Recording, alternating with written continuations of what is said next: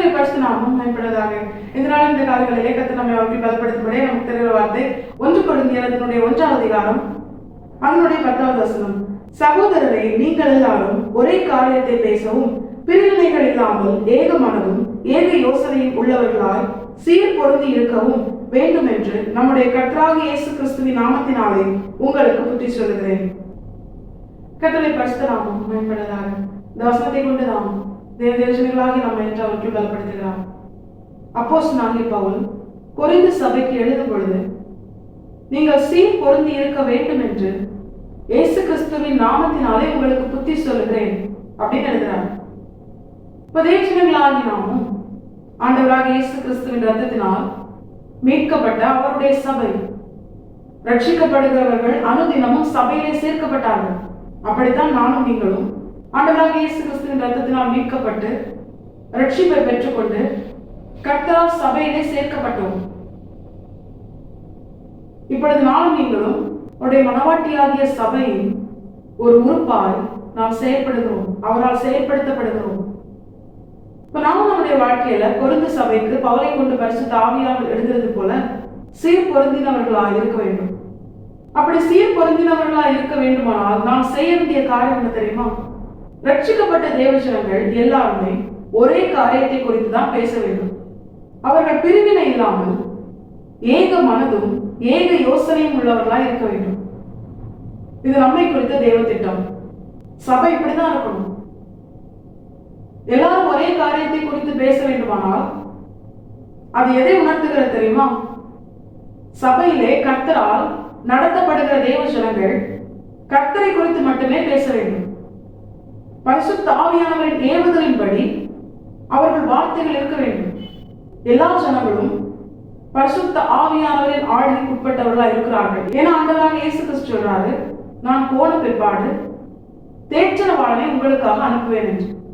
பெந்தேகோஸ்தே நாளிலே பரிசுத்த ஆவியானவர் அந்த சீஷர்கள் மேல் வந்து இறங்கினது போல இன்று நம் ஒவ்வொருவர் மேலும் பரிசுத்த ஆவியானவரின் பலன் இருக்கிறது, ஆளுகை இருக்கிறது. இப்ப பரிசுத்த ஆவியானவர் ஒருவர் தான். சபைக்குள்ளே அவர்தான் கிரியை செய்கிறார், அவர்தான் ஆளுகை செய்கிறார். அவர்தான் தேவ ஜனங்களாகிய நம்மை சகல சத்தியத்திற்குள்ளும் நடத்துகிறார். அப்படி ஒரே ஆவியானவரால், பரிசுத்த ஆவியானவரால் நடத்தப்படுகிற தேவ ஜனங்களாகிய நானும் நீங்களும் என்ன பண்ண மாட்டோம்? வேற வேற காரியத்தை பேச மாட்டோம். புரியுற மாதிரி சொல்லணும்னா, ஆண்டவராக இயேசு கிறிஸ்துவை குறித்து, அவரால் நடத்தப்படுகிறதை குறித்து ஒரு மனுஷன் பேசும் பொழுது அதே சபையில அந்த மனுஷனை போலவே பரிசுத்த ஆவியானவரால் நடத்தப்படுகிற இன்னொரு மனுஷன் அதுக்கு எதிராக பேச மாட்டான்.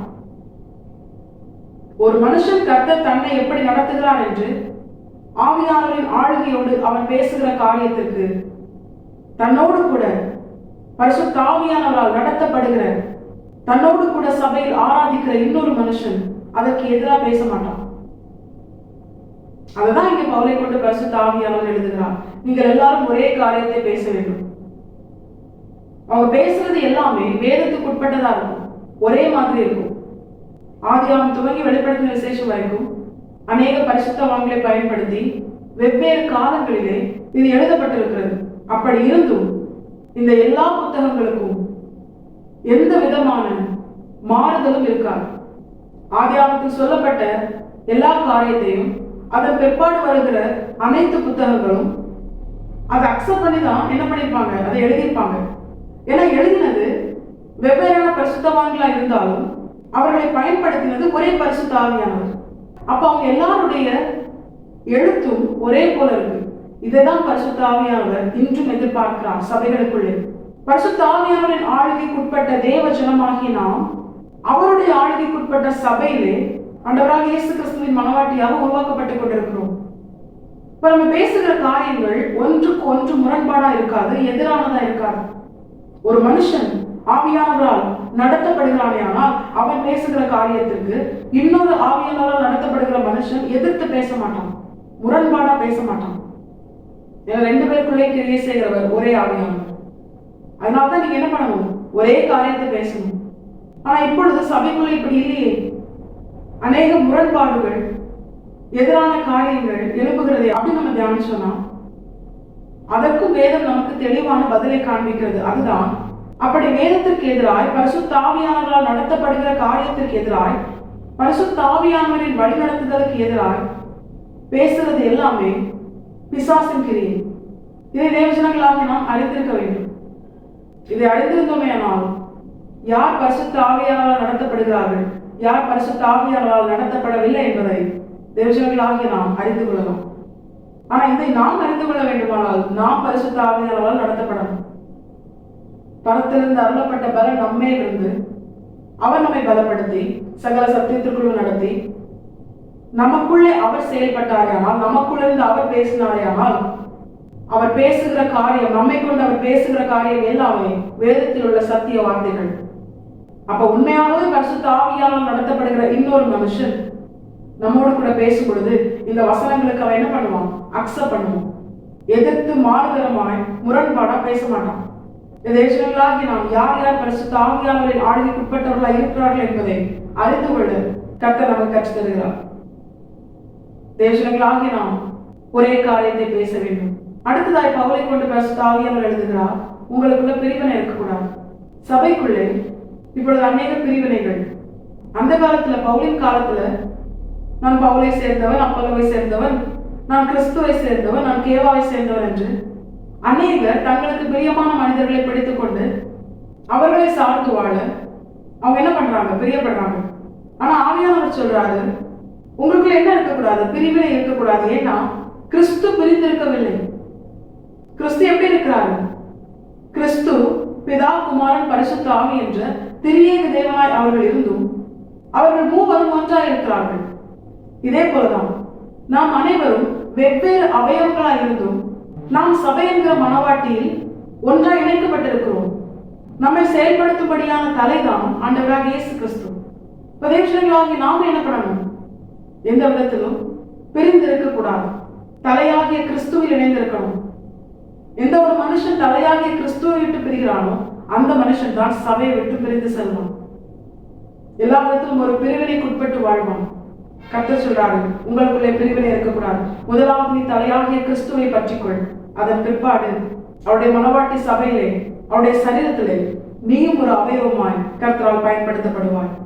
அப்படி பிரிவினை இல்லாமல் தலையாகிய கிறிஸ்துவை பற்றி கொண்டிருக்கிற தேவ ஜனங்களாகி நாம் ஏக மனதும் ஏக யோசனை உள்ளவர்களாக இருப்போம் என்று கர்த்தர் சொல்லுகிறார். நானும் நீங்களும் ஆண்டவராகிய இயேசு கிறிஸ்துவுக்குள்ளே ஏக மனதும் ஏக யோசனை உள்ளவர்களாக இருக்கணும்.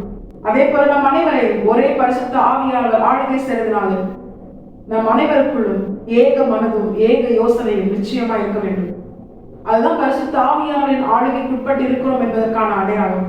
தேவஜனங்களாகிய நாம் இதை உணர்ந்து ஒருவருக்கொருவர் முரண்பாடாய், வேதத்திற்கு எதிராய் நாம் பேசாமல், பிரிவினைக்குரியவர்களாய் இருக்காமல், கிறிஸ்து என்கிற தலையை பற்றி கொண்டு மனுஷர்களை அல்ல, மனுஷ போதனைகளை அல்ல, மனுஷர்கள் காட்டுகிற மார்க்கங்களை அல்ல, கிறிஸ்து என்கிற தலையை, பரலோக ராஜ்யத்திற்கு நானே வாசல் என்று சொன்னாரே, நானே வழியும் சத்தியம் ஜீவனமாய் இருக்கிறேன் என்று சொன்னாரே, என்னை இல்லாமல் ஒருவன் பிதாவினிடத்தில் வரான் என்று சொன்னாரே, அந்த வாசலாகிய ஆண்டவராகிய இயேசு கிறிஸ்துவை, மனவாட்டியாகிய சபைக்கு தலையுமாய் இருக்கிற இயேசு கிறிஸ்துவை பற்றி கொண்டவர்களாய் தேவஜனங்களாகிய நாம் அவரால் அருளப்பட்ட பரிசுத்த ஆவியானவரால் ஆளுகை செய்யப்பட்டு சத்திய வார்த்தைகளை பேசவும், பரிசுத்த ஆவியானவருக்குள்ளே தேவஜனங்களாகிய நானும் நீங்களும் ஒரே மனதும் ஒரே யோசனையுமாய் இருக்கவும், தேவஜனங்களாகிய நாம் முழு இதயத்தோடு, முழு ஆத்மாவோடு, முழு பலத்தோடு கர்த்தரை பார்த்து அர்ப்பணிப்போம். கர்த்தர் தாம் சொன்னபடியே நிச்சயமாய் நமக்குள்ளே பரிசுத்த ஆவியானவரின் நிறைவை தந்து, எப்படி சிமியோன் மேல் பரிசுத்த ஆவியானவர் இருந்து அவனுக்கு கொடுக்கப்பட்ட வார்த்தை அவன் வாழ்க்கையை நிறைவேறும்படியாக